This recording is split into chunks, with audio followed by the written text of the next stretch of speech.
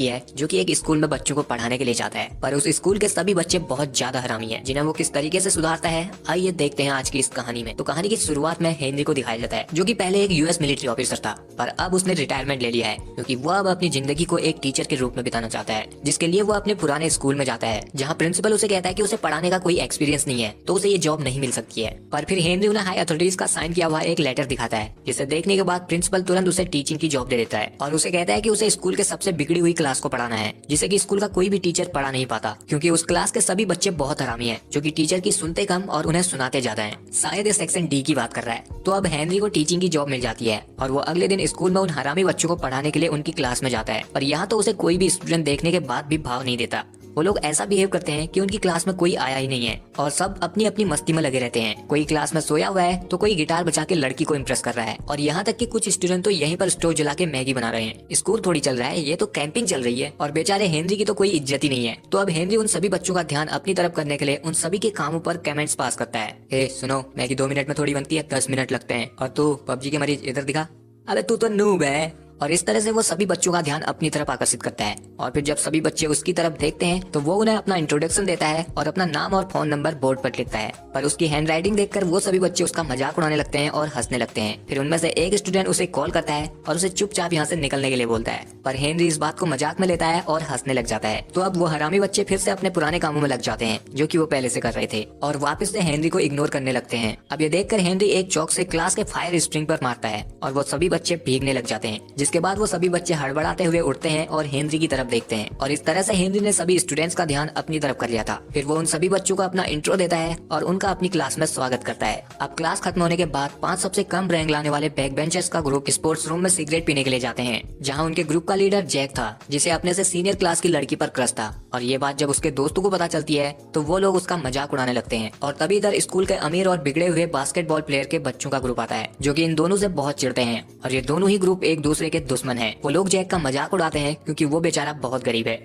साले मैं तुझे पहचान गया तू। इसके बाद जब वो बास्केटबॉल प्लेयर का ग्रुप अपनी प्रैक्टिस कर रहे थे तो इधर जैक भी उन्हें अपने दोस्तों के साथ देख रहा था। तो इधर जैक अपनी बेइज्जती का बदला लेने के लिए ग्राउंड पर एक बोतल गिरा देता है, जिससे बास्केटबॉल टीम का लीडर गिर जाता है और ये देखकर जैक और उसके सभी दोस्त उस पर हंसने लगते हैं। लेकिन ऐसा करते हुए उनकी इंग्लिश टीचर ने उन्हें देख लिया था और वो उन्हें पनिशमेंट दे देती है। अब पनिशमेंट से बचने के लिए वो स्टूडेंट टीचर के साथ एक प्रैंक करते हैं और उसके टेबल पर पानी गिरवा देते हैं। फिर जब टीचर अपनी डेस्क को साफ कर रही थी तो वो लोग इस मौके का फायदा उठाकर यहाँ से भाग जाते हैं। फिर उधर हम स्कूल के प्रिंसिपल को देखते हैं, जो कि बहुत परेशान है क्योंकि उसके स्कूल की रिपुटेशन अच्छी नहीं है, जिस वजह से एजुकेशन बोर्ड उनकी एनुअल फंडिंग में से 20% की कटौती करने वाला है। इसलिए स्कूल में एजुकेशन बोर्ड से कुछ लोग भी आए थे क्योंकि वो जानना चाहते थे कि क्या वो स्कूल सही से चला रहे हैं या नहीं और वो किस तरह से स्कूल में फंडिंग का इस्तेमाल करते हैं। अब हेनरी अपनी क्लास में उन बच्चों को पढ़ाने के लिए जाता है, पर उधर क्लास में उन सभी स्टूडेंट्स ने उसके साथ प्रैंक करने के लिए दरवाजे के ऊपर एक पानी का बकेट रखा था। पर जब हेनरी दरवाजे को खोलता है तो वो उस गिरती हुई बकेट को मारकर दूर फेंक देता है और ये देखकर वो सभी बच्चे हैरान हो जाते हैं।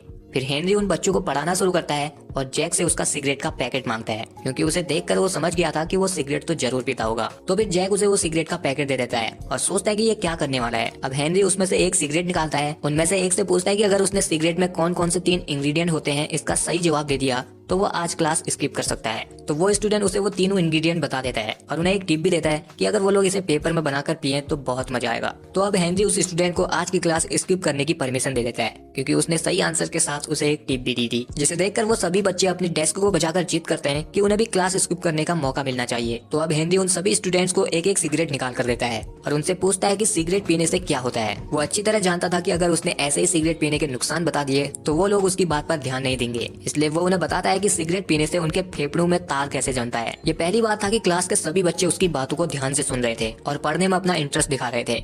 फिर बेल बजने के बाद हेनरी उन सभी बच्चों को अपनी सिगरेट वापस करने के लिए कहता है और ना चाहते हुए भी जैक और उसके साथियों को भी सिगरेट वापस करनी पड़ती है। फिर उसी दिन कैफेटेरिया में बास्केटबॉल प्लेयर का कैप्टन जैक के एक दोस्त ब्रूस को गिरा देता है। फिर क्या था, इन दोनों ग्रुप की आपस में भसड़ चालू हो जाती है और वो लोग एक दूसरे पर कुर्सी टेबल सब कुछ फेंकने लग जाते हैं, जिसका नतीजा ये होता है कि हेनरी की क्लास के उन 5 बच्चों को टेम्परेरी सस्पेंड कर दिया जाता है, क्योंकि स्कूल अथॉरिटी उन 5 बच्चों को ही लड़ाई शुरू करवाने का जिम्मेदार मानती है। इसके बाद हेनरी जब प्रिंसिपल ऑफिस से बाहर निकलता है तो वो देखता है कि जैक अभी भी उन लोगों से लड़ रहा होता है। तो फिर हेनरी जल्दी से उधर जाता है और उन्हें रोकता है और जैक को शांत रहने के लिए कहता है। पर जैक गुस्से में कहता है कि यह स्कूल ही बायस्ड है, क्योंकि आज तक कभी भी स्कूल ने उन अमीर बच्चों को सजा नहीं दी थी। फिर उसी दिन स्कूल खत्म होने के बाद हेनरी उन 5 स्टूडेंट की फाइल देखता है ताकि वो उनके बारे में और जान सके। अब उनमें से पहले बच्चे का नाम जूफा था, जो कि एक पाकिस्तानी इमिग्रेंट का बेटा था, इसलिए उसके मुस्लिम होने पर उसके साथ भेदभाव किया जाता था और यहाँ तक कि उस पर उसके पड़ोसियों ने कई बार चोरी का पुलिस केस भी किया है। फिर भी इस सब के बावजूद जूफा को म्यूजिक बहुत पसंद था और उसका सपना है कि वो एक बहुत बड़ा म्यूजिशियन बने। दूसरे नंबर पर स्टूडेंट डेनन है, जिसके पिता उससे बिल्कुल भी प्यार नहीं करते, क्योंकि वो चाहते थे कि डेनन की जगह उनका बेटा पैदा हुआ होता तो बहुत अच्छा रहता, और इसी वजह से वो डेनन से बहुत नफरत करते थे। फिर जब डेनन का भाई पैदा हुआ तो वो उसे बहुत प्यार करते थे और उसे एक राजा बेटा की तरह ट्रीट किया करते थे, पर डेनन की बिल्कुल भी केयर नहीं करते थे। डेनन ने अपने पिता का प्यार पाने के लिए बहुत कोशिश की, जिसके लिए उसने लड़कों की तरह कार गेम खेलना और लड़कों की ही तरह जीना शुरू कर दिया था। यहाँ तक कि उसने अपने बालों को भी कटवा दिया ताकि उसके पिता उसे भी प्यार करे और उसकी केयर करे, पर इस सब से उसे कोई फायदा नहीं हुआ, जिससे डेनन को लगने लगा कि वो चाहे कुछ भी कर ले उसके पिता उससे नफरत ही करेंगे। इसके बाद ब्रूस और क्रिस नाम के 2 भाई थे, जिनकी माँ बचपन में ही किसी और के साथ भाग गई थी, जिस वजह से ब्रूस के पिता को शराब की लत लग गई और ब्रूस ने इस रियलिटी से बचने के लिए खुद को वीडियो गेम की लत लगा ली। अब उसके और उसके पिता का ध्यान क्रिस ही रखता था और वो एक छोटे से ग्रोसरी शॉप पर काम किया करता था। फिर जब उधर हेनरी जैक की फाइल देखता है तो उसमें उसे जैक के बारे में कोई इन्फॉर्मेशन नहीं मिलती। इसके बाद हमें जैक को दिखाया जाता है, जो कि एक होटल में वेटर का काम किया करता था। वहाँ एक MMA फाइट में सट्टा लगाने वाला आदमी चियानिन आता है, जो अपने बिजनेस पार्टनरों के साथ यहाँ पर पार्टी करता है, जिन्हें कि जैक सर्व कर रहा था। तो उसे जियानिन का फैंसी लाइटर दिखाई देता है, जिसे जैक जब जियानिन उसे नहीं देख रहा था चुरा लेता है, पर फिर भी वो पकड़ा ही जाता है। तो अब जियानिन के आदमी उसे बहुत मारते हैं और फिर जब वो लोग उसकी आईडी देखते हैं तो उससे उन्हें पता चलता है कि ये तो एक स्टूडेंट है। तो फिर वो लोग उसे कुछ पैसे देते हैं और जियानिन उसे एक फूड डिलीवरी की जॉब भी ऑफर करता है। दूसरी तरफ हम हेनरी को देखते हैं, जो कि जूफा से मिलने उसके घर गया था, पर यहाँ तो वो दोनों बाप बेटे एक टिकट चुरा कर भाग रहे थे और उनके पीछे बहुत सारे लोग पड़े हुए थे। तो अब हेनरी उन सबको रोकता है और उन्हें जूफा के पिता को ही सही ठहराता है। फिर उसके बाद जूफा और हेनरी एक ब्रिज पर जाते हैं, जहाँ की एक बैंड परफॉर्म कर रहा था। तो अब हेनरी जूफा का कॉन्फिडेंट बनाने के लिए उस बैंड के साथ परफॉर्म करने लग जाता है, जिसे देखकर जूफा को भी म्यूजिक बजाने के लिए कॉन्फिडेंट मिलता है और वो भी उस बैंड में शामिल हो जाता है, जिससे उसे बहुत अच्छा महसूस होता है, क्योंकि आज तक उसने कभी भी इतने लोगों के सामने परफॉर्म नहीं किया था। इसके बाद हम ब्रूस और क्रिस को देखते हैं, जिसके पिता उनसे आधी रात को अपने लिए दारू मंगाते हैं। तो वो दोनों भाई उन्हें मना कर देते हैं, जिससे उनके पिता को गुस्सा आ जाता है और वो उन दोनों भाई को अपने घर से बाहर निकलने के लिए कहते हैं। फिर अगले दिन हेनरी उन दोनों के पिता से ही मिलता है और उन्हें समझाता है कि उन्हें अपने बेटों को संभालना चाहिए और अपनी जिम्मेदारियों को समझना चाहिए, जिसके लिए वो उन्हें अल्कोहल रिहैब सेंटर में जाने की सलाह देता है। दूसरी तरफ उधर डेनन के पिता उसके लिए मेकअप का सामान लाते हैं और उसे कहते हैं कि उसे लड़कियों की तरह रहना चाहिए, क्योंकि वो नहीं चाहते थे कि डेनन लड़कों की तरह जिए। पर डेनन को इस चीज से गुस्सा आ जाता है, क्योंकि उसके पिता कभी भी उसकी केयर नहीं करते थे। वो उसे हमेशा ऐसा दिखाते थे कि डेनन अच्छी नहीं है। अब इधर डेनन वो सारा मेकअप अपने भाई के मुंह पर पहुंच जाती है और यहाँ से गाड़ी की चाबी लेकर निकल जाती है। पर जब वो ड्राइव करके जा रही थी तो उसके सामने हेनरी आ जाता है, जो उसे रोक कर कहता है कि बिना लाइसेंस के गाड़ी चलाना इलीगल है, अगर उसे गाड़ी चलानी ही है तो वो उसके साथ चले। तो अब ये दोनों गो कार्ट रेस के लिए जाते हैं, पर यहाँ हेनरी ने उसके पापा को भी बुलाया था, क्योंकि वो दोनों बाप बेटी के बीच रेस करवाना चाहता है। फिर इन दोनों के ही बीच रेस शुरू होती है, जिसमें वो दोनों बाप बेटी एक दूसरे की केयर बिल्कुल भी नहीं कर रहे थे और दोनों ही ट्रैक से बाहर पहुंच जाते हैं, जहाँ एक ट्रक डेनन की गो कार के ऊपर चढ़ जाती है, पर डेनन बच जाती है। और ये देखकर उधर डेनन के पिता को बहुत दुख पहुंचता है और वो रोने लगते हैं, क्योंकि उन्हें नहीं पता था कि डेनन बच गई है, जिसे देखकर डेनन को एहसास होता है कि उसके पिता उससे बहुत प्यार करते हैं और वो अपने पिता के पास जाती है और उन्हें खुशी से गले लगा लेती है। अब अगले दिन जैक और ब्रूस एक ग्रुप के साथ एक अल्कोहल से रिकवर हो चुके आदमी का इंटरव्यू लेने के लिए जाते हैं, जहां पहुंचने पर वो दोनों ही चौंक जाते हैं, क्योंकि जिस आदमी का वो इंटरव्यू लेने वाले थे वो उनके ही पिता थे। अब इधर स्टूडेंट उनसे पूछते हैं कि उन्होंने शराब पीना क्यों शुरू किया, तो वो बताते हैं कि वो अपनी पत्नी से बहुत प्यार करते थे, पर वो उन्हें उनकी जिंदगी के सबसे मुश्किल वक्त में किसी और के साथ भाग गई, जिस वजह से उन्होंने शराब पीना शुरू कर दिया था। फिर वो ये सब भूल गए कि उनके 2 बच्चे भी हैं जिन्हें उन्हें पालना है। वो इधर उन्हें ये तो नहीं बताते कि जैक और ब्रूस ही उनके बेटे हैं, पर वो यहाँ उनसे माफी मांगते हैं, जिसे देखकर क्रिस और ब्रूस दोनों ही रोने लग जाते हैं। वहीं दूसरी तरफ हम जैक को देखते हैं, जिसने अब MMA सट्टेबाज जियानिन के साथ काम करना शुरू कर दिया था। इधर जियानिन उसे अगली फाइट के दौरान एक फाइटर की ड्रिंक में ड्रग्स मिलाने के लिए कहता है, जिसके बदले में वो उसे बहुत सारे पैसे देगा। जैक ऐसा करना तो नहीं चाहता था, पर जियानिन उसे ऐसा करने के लिए मजबूर करता है, क्योंकि उसने अपने फाइटर के हारने पर बहुत सारे पैसे लगाए थे। तो अब फाइट से पहले जैक उस फाइटर की ड्रिंक में वो ड्रग्स डालता है, पर ऐसा करते हुए वो पकड़ा जाता है, जिससे वो लोग अब उसे बहुत मारते हैं और उसे एक लॉकर में बंद कर देते हैं। फिर थोड़ी देर बाद इधर हेनरी आता है और वो इनसे पूछता है कि क्या उन्होंने किसी स्टूडेंट को यहाँ पर देखा है। तो इधर उनमें से एक आदमी उसे यहाँ से जाने के लिए कहता है, पर तभी जैक लॉकर से हेल्प हेल्प करके चिल्लाने लगता है, जिससे हेनरी समझ जाता है कि उन लोगों ने जैक को फंसाया हुआ है।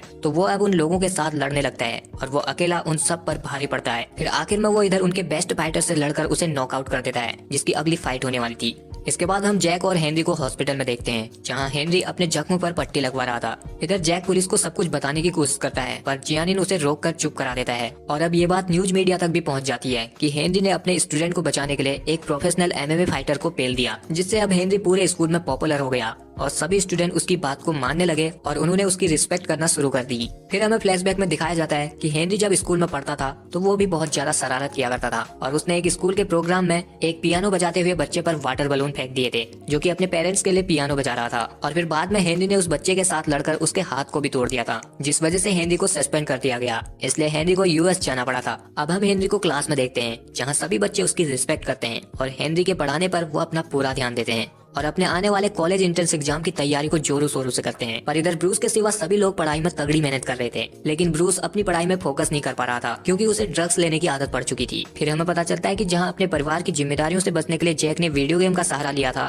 तो हेनरी ने अपने परिवार के स्ट्रेस की वजह से ड्रग्स लेना शुरू कर दिया था। पर बाद में उसे लत लग गई, जिस वजह से वो अपनी स्टडी में फोकस नहीं कर पा रहा था और इसलिए वो अपने मॉक टेस्ट में भी अच्छा परफॉर्म नहीं कर पा रहा था। अब हेनरी उसकी ऐसी हालत देखकर उसकी हेल्प करने का वादा करता है, लेकिन ब्रूस की हालत वक्त के साथ और ज्यादा खराब होने लगी और वो डिप्रेशन में आकर अपनी बालकनी से नीचे कूद जाता है। जिसके बाद जब उसे हॉस्पिटल ले जाया जाता है तो पता चलता है कि वो अब कोमा में जा चुका है। और फिर इस बात को मीडिया तोड़ मरोड़ कर पब्लिक के सामने रखती है और ब्रूस के कूदने का ब्लेम स्कूल और हेनरी पर डाल दिया जाता है, जिस वजह से अब हेनरी को स्कूल एजुकेशन बोर्ड के पास बुलाया जाता है और वो लोग उसका टीचिंग लाइसेंस कैंसिल कर देते हैं। इसलिए अब हेनरी को स्कूल से जाना पड़ता है। पर जब वो स्कूल से जा रहा था तो स्कूल के बहुत सारे बच्चे उसे रोकने की कोशिश करते हैं, क्योंकि वो नहीं चाहते थे कि हेनरी स्कूल छोड़कर जाए, जिस वजह से वो बहुत दुखी थे। तो वो सभी स्टूडेंट अब ये डिसाइड करते हैं कि वो लोग अपने आने वाले एग्जाम में बहुत अच्छा परफॉर्म करेंगे और एजुकेशन बोर्ड के सामने ये साबित करेंगे कि हेनरी एक अच्छा टीचर है। इसलिए वो अब उस दिन से अपने आने वाले एग्जाम की तैयारी दुगनी मेहनत से करने लगते हैं।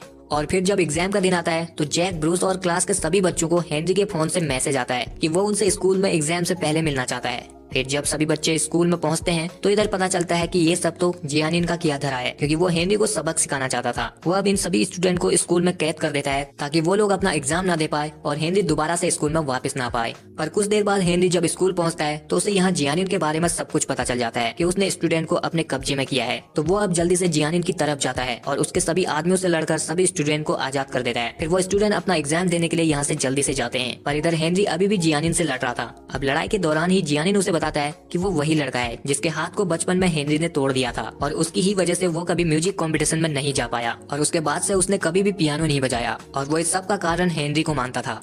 हेनरी उसे समझाने की कोशिश करता है पर वो फिर से हेनरी पर अटैक कर देता है, लेकिन आखिर में हेनरी जब उसे एक नाइफ से मारने वाला था तो वो रुक जाता है और उससे अपने बचपन में की हुई गलती के लिए माफी मांगता है, जिसके बाद वो यहाँ से चला जाता है। उधर हम सभी स्टूडेंट को देखते हैं जो कि एग्जामिनेशन हॉल में पहुंच चुके थे और वो अपना एग्जाम दे देते हैं। फिर कुछ हफ्तों बाद जब उनका रिजल्ट आता है तो वो बच्चे सभी अच्छे नंबरों से पास हुए थे, जिस वजह से उनका स्कूल काफी हाई रैंक पर पहुंच जाता है। इसलिए एजुकेशन बोर्ड भी उनके स्कूल को 20% एक्स्ट्रा फंड दे देता है, जिससे स्कूल का प्रिंसिपल बहुत खुश हो जाता है। फिर उधर हम जियानिन को देखते हैं जिसने अब वापस से पियानो बजाना शुरू कर दिया था और दूसरी तरफ ब्रूस भी जल्दी से रिकवर हो रहा था और वो प्रॉमिस करता है कि वो अगली बार एंट्रेंस एग्जाम जरूर देगा। फिर इसके बाद हम स्कूल में हेनरी को वापस देखते हैं और वो अपने अगले बैच के स्टूडेंट पर फायर स्प्रिंग की बारिश करता है और यही पर ये कहानी एंड हो जाती है। सो गाइज, अगर आपको ये वीडियो पसंद आया है तो इस वीडियो को लाइक शेयर के साथ हमारे चैनल को सब्सक्राइब जरूर कर लेना। बाकी मैं मिलता हूँ आपसे अगली वीडियो में, तब तक के लिए आप हमारे चैनल की और वीडियोस को भी देख सकते हैं।